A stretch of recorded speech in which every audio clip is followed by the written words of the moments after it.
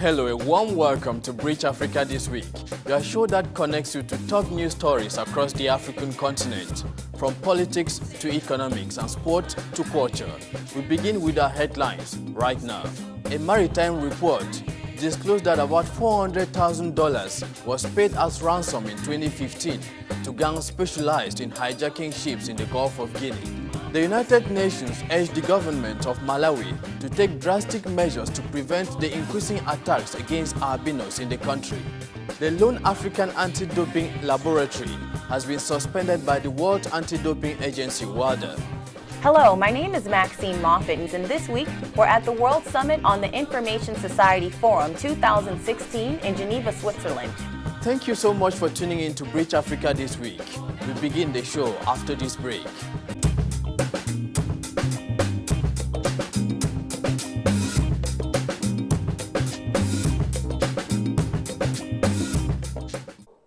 A maritime report by the US-based group Ocean Beyond Piracy revealed that about $400 has been paid as ransom to gangs which hijacked ships in the Gulf of Guinea in 2015.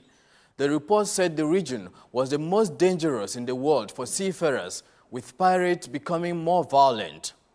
The maritime report said a total of 32 seafarers had been kidnapped so far this year, compared with 15 in 2015. According to the report, kidnapping for ransom took place mainly in the oil-producing areas of Nigeria's coast. It suggested that the spike in kidnappings appeared to be linked to political developments in Nigeria. There had also been a sharp drop in oil theft last year. One of the most high-profile cases was that of the Malta-flagged MT Calamos, an oil supertanker which was attacked in February 2015. The tanker's kidnapped crew was freed after the $400,000 ransom was paid, the State of Maritime Piracy 2015 report said, but it did not say who had paid the ransom. Media reports said the Egyptian police stormed the press syndicate in Cairo and arrested 2 journalists critical of the government. The Interior Ministry denied reports that the police stormed the headquarters building but confirmed the arrest of the 2 opposition-linked journalists. In 2015, the World Press Freedom Index ranked Egypt as the 158th out of 180 countries with regards to press freedom.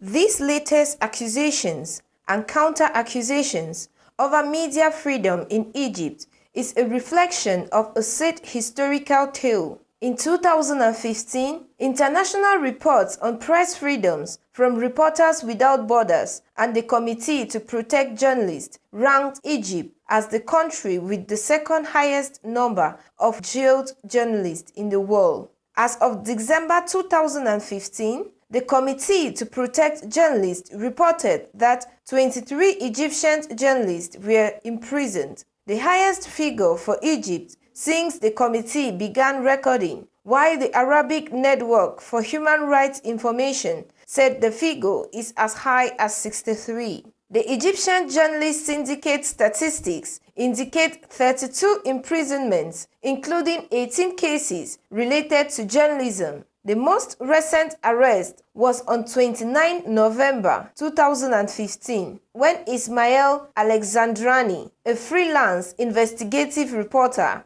and researcher specializing in jihadi movements in the Sinai Peninsula, was arrested at Hurghada Airport. He was detained on his return from Berlin, pending investigations into the alleged charges of spreading false news and rumors.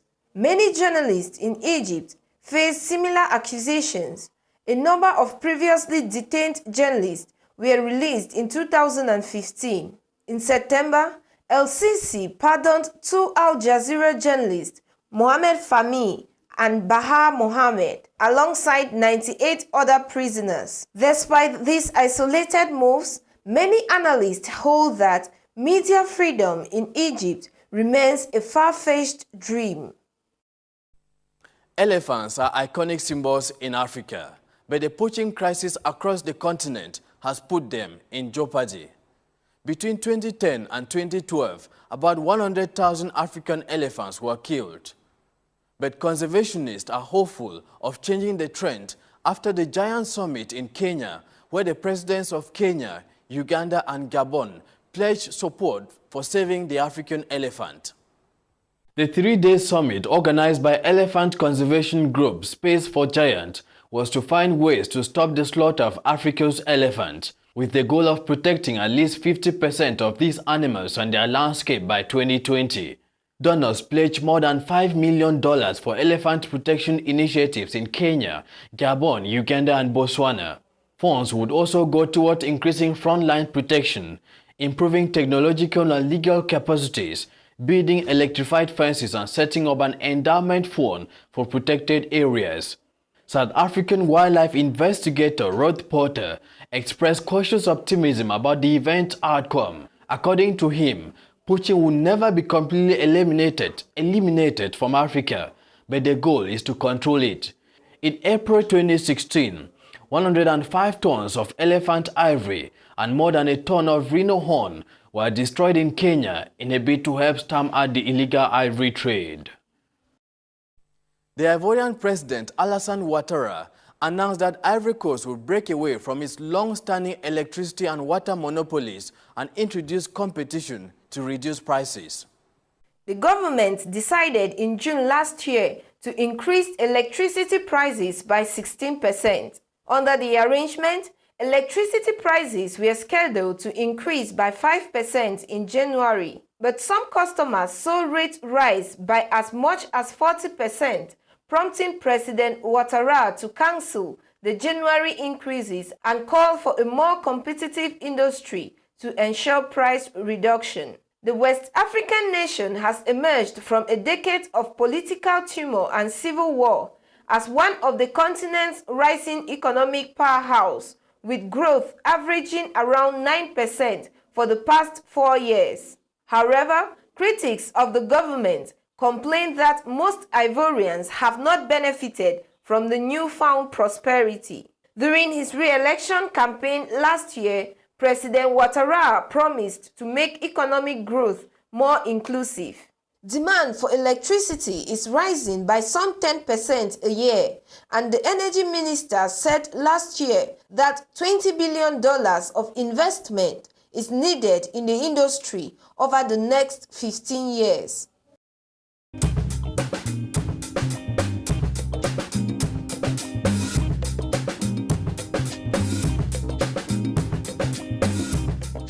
And we have the great honor to interview the Secretary General, Mr. Hulan Zhao of the ITU. Mr. Zhao, can you tell me more about the forum and its background? Yeah, World Summit Information Society was organized by United Nations under the request of ITU members as early as in 1998. Why we made such kind of request to United Nations to organize this summit? It's because ITU realized that now we are already getting to the information society age, and with this information society age, you have new challenges, new opportunities. Therefore, we would like to organize a multi-stakeholder platform to address those issues for all of us. And speaking of multi-stakeholder platforms, since your induction as the Secretary General in 2015, you've placed a great emphasis on small and medium enterprises, and that's been manifested through your Emergence initiative. Can you tell me more about that? Yeah, it's my favorite topic. Okay. ITU, as you know, is a specialized UN agency responsible for ICT and telecom business at the global level. And ITU enjoyed its 150th years history, and the ITU is the oldest UN agency. Wow. And we worked with our industries to develop new technologies to help people with the latest technology of telecom and IT. to improve our lives. And we are very pleased, very honored to have this kind of opportunities to go together with innovation of new technologies and to develop standards to make this technology available to everybody. And then, we noted that with the information society coming to our life, today and everybody, everywhere, can have good knowledge about new technologies. And they can contribute their own innovation to the development of new technologies. And everywhere you see small, medium-sized entrepreneurs, young people with fantastic ideas to find their local solutions to connect the local community with the new technologies. And IT has worked with big companies over the last 150 years, but IT has not really worked with small, medium-sized entrepreneurs so far. Although we recognize their value, but we did not really work with them. We did not know how to work with them. We don't know how to help them. And then, in my opinion, today, all these new technologies, internet, mobile, broadband, it's marvelous technologies. But without support of our SMEs, none of these technology can have any meaningful success in the world, because it's a local contents, it's a local solutions, local connections are very important for us. And then the big technologies developed by big companies go everywhere, but they themselves cannot go everywhere. It's a small, medium-sized entrepreneur. Of course, SMEs create a lot of job opportunities to help people, to help the country, to help social economic development. And the SMEs also rich source of innovation. And we have not really make best use of these potentials with our ICT industry. So I think that is a pity. Or may not be that important in the past, but now time absolutely is coming that we have to work with SMEs. We have to to integrate them into our mainstream of new technology development, and we have to use this kind of opportunities to add the value of innovation from young people, from those in the developing countries to our new technology development. There are a lot of reasons to engage SMEs, and unfortunately, we have not engaged them so intensively in the past. Now I think that is time, is opportunity for us to engage them. That is the reason why ITU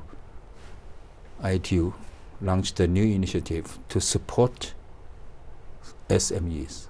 And I'm very pleased to see that everywhere in the world, whenever I visit, whenever I come for the conferences, people talked about SMEs. Now here, there's another issue we might have to address, that SMEs are supported by government everywhere. Yes, absolutely. Anyhow, in different forms. Some countries support the SMEs by finance ministry, some others by trade ministry, some others by science technology industry, or some by education ministry.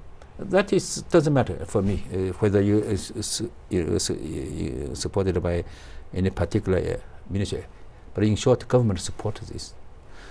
So at the national level, they have a lot of activities to support them, but at the international level, we talked a lot, but we did not have any platform to invite them come together, to share their experiences, share their projects, share their concerns, challenges. And ITU see some opportunities here. We would like to create international platform. Actually, we already have our platform. We call the ITU Telecom. But this telecom started from 1971. It's a good platform to invite everybody, stakeholders to come together to address the issue of ICT development. Now we like to make focus to invite SMEs, ICT SMEs, come together to look for the future. Yes. And I think that we already have some good reaction from our members, from our stakeholders, and we would like to continue this effort to, to bring the value of SMEs to the global family. And since SMEs are said to make up almost 90% of most businesses in the world, yes. I believe that this is great energy that you are bringing as Secretary General to the ITU. Yeah. I also wanted to ask you about the new trend that has taken over with the switchover between analog to digital, particularly within Africa and emerging markets. Yeah, why we needed to transfer from analog to digital? Because with new technologies, we found that the digital technology can offer much better, much wider opportunities Absolutely. to help us to, to improve our communication, improve our even, socio-economic environment. Yes. And like 3G, 4G mobile technologies, they use digital technologies. Yes. Why not television? Why not broadcasting? So now we look at this at the global level. We found that there's also opportunities to move those analog technologies used by television broadcasting for a long time, to move this to the digital age, so that we can use those analog systems spectrum for better use of our services and technologies. We call this give us digital dividend. Yes. We can use the digital dividend more efficiently and more widely for the future of our life with new technologies. Now, digital transition is the targeted at June 2015. Yes. Initiated by ITU and agreed by our members. I'm very pleased to see that last year in June, we have many countries already reached this goal to switch from analog system to digital, which gives us a great opportunity to use the digital dividend for new services, for new technologies. And here we encourage innovations because we have more resources in our hand. Absolutely. And then we need innovation. We need new services, new technologies, and we have possibility to offer them with the new, limited resource of spectrum. And here I'm very pleased to see the progress. Thank you, Secretary General. My pleasure. Thank you for tuning in to Bridge Africa this week.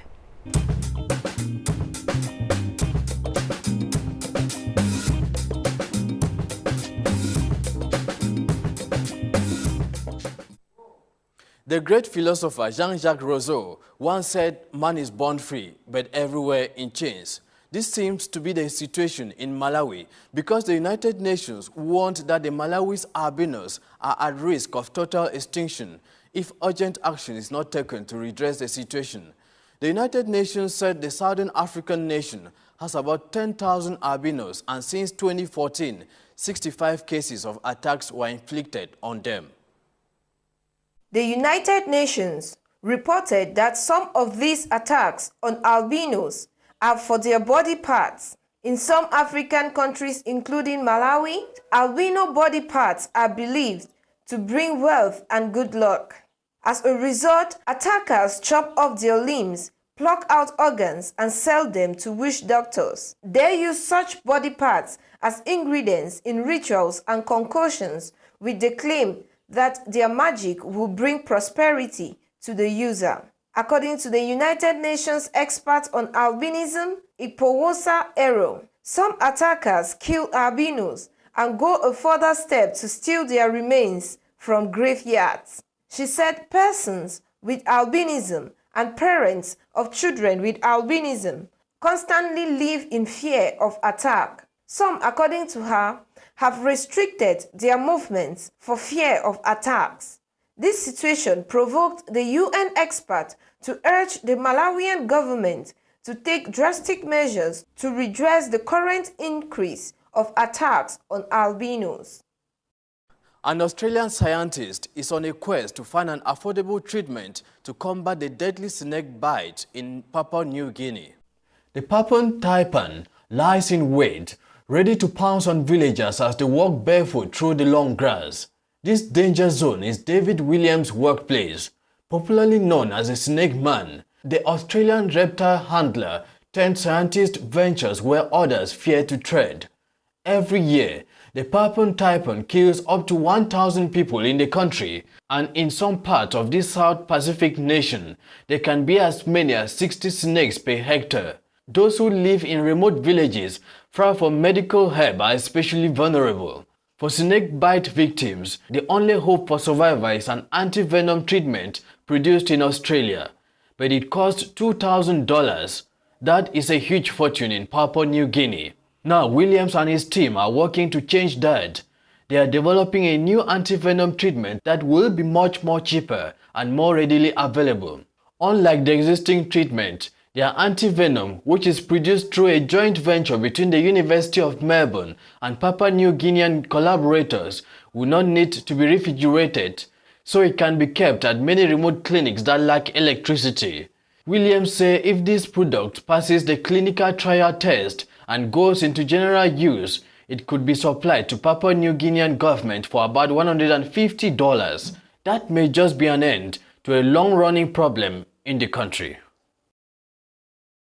A mosque under refurbishment collapsed in Somalia, killing at least 15 people and injuring 40. This is the latest death related to mosque in the country. Previous deaths in the country were linked to attacks by the group Al-Shabaab. Rescue workers in Nairobi pulled a 1-year-old girl out of the rubble of the collapsed building on Friday. The collapsed building killed at least 21 people. According to the Kenyan Red Cross, the baby girl has been taken to the local hospital with dehydration but no sign of physical injuries. Rescuers have said that there is little hope of finding anyone else alive in the ruins of the building in the Huruma neighborhood. But the discovery of the baby has given hope to relatives of missing loved ones.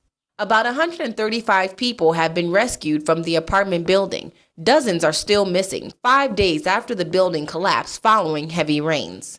On Monday, authorities arrested Samuel Camus, the owner of the 6-story residential building. He is expected to appear in court this week. President Kenyatta has ordered an audit on every building in the country last year after 8 buildings collapsed, killing at least 15 people. A report from the Architectural Society of Kenya estimates that half of the structures in Nairobi are not up to standards. Kenya's growing middle class has caused an increase in demand for housing in the city, but building materials used in Nairobi's recent construction boom have come into question. Most of the stories you will hear coming out from Sierra Leone about hunger, about war, and about the outbreak of the Ebola virus. But one interesting story has actually come out from the country, suggesting that cocoa is about to be revamped in the country. In fact, the German government is coming in with some support to revive that sector. And with me in the studio to discuss more about the German government support to Sierra Leone is our correspondent, Doreen. Welcome to Bridge Africa this week. Thanks, Valerie. Now, can you tell us more about this support from the German government to Sierra Leone in its cocoa sector? Yeah, Valerie, actually the German government is helping Sierra Leone to bring back to life about 4,500 hectares of land that went obsolete during the Ebola outbreak and the civil wars that have been in the country. So the German government has come up with a program tagged the Integrated Farmers Training to train youth in particular on cocoa farming, cocoa cultivation, by teaching them how to plant seeds, to nurse seeds, and how to do good cocoa farming. Under the leadership of that trainer, Ralph Zimmerman, the youth are actually learning every day on how to boost cocoa in Sierra Leone. And I do believe that should really be a welcoming relief to Sierra Leone, you know, after suffering from the civil war in 2002 and then the outbreak of Ebola in 2015. But tell us more about like the number of youth who are involved in this program, because I do imagine that a number of youth, significant number of youth actually involved. Yeah, right? Valerie, according to Ralph Zimmerman's report, he said more than 5,000 youths are already participating, especially from the eastern regions of Sierra Leone. So he expects to receive more youths, given that the news of the training program is actually spreading across Sierra Leone, and they are expecting more youths in the upcoming days. Oh, that should really be very interesting, and Sierra Leone probably hoping to overtake, why not, Ivory Coast as the leader in the cocoa production in Africa. Right. Now, tell us about the contribution that cocoa actually make to the economy of Sierra Leone. Yeah, very right. Like I said, 5,000 youths already participating in this project means employment, that's an increase in the employment rate in Sierra Leone, given that most of the youths were unemployed during the years of civil war and the disease and everything. So economically speaking, youths are already getting employed, and many more youths still are to get employed. And you know, Sierra Leone is a country that really depends on agriculture for its gross domestic product. Actually, agriculture constitutes half of the country's GDP. So cocoa coming back to life means a growth, an increase in the country's gross domestic product. And when you say gross domestic product increase, means increase in an improvement in standards of living. So I can say, because in the past years, diamond was the highest exported good, but with cocoa coming up strong, and last year in the previous reports, cocoa came out second with 22% for the GDP. That's right. So it comes really fast behind diamond. So cocoa will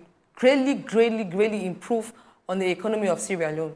Well, Doreen, thank you very much for your inside views on the economy of Sierra Leone, and thank you for being part of Reach Africa this week. It's my pleasure.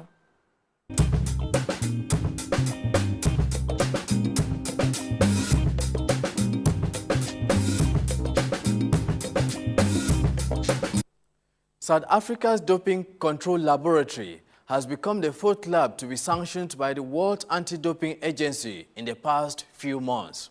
Bloemfontein joins Beijing and Lisbon in being suspended from carrying out any WADA-related anti-doping activities, while Moscow's laboratory had its accreditation revoked in April 2016. The decision leaves 31 WADA-accredited laboratories in the world but none in Africa. WADA said the laboratory may apply for reinstatement before 30th September. The body did not disclose the reasons for the South African facility's suspension, which can be appealed against at the Court of Arbitration for Sport within 21 days of Bloemfontein being notified. The suspension comes ahead of the 2016 Rio Olympics in Brazil. Thank you very much for being part of Reach Africa this week. Join us again on our show next week when we bring to you the top news stories across the African continent. Remember, Reach Africa is always your window to Africa's top news stories. Until then, stay with us.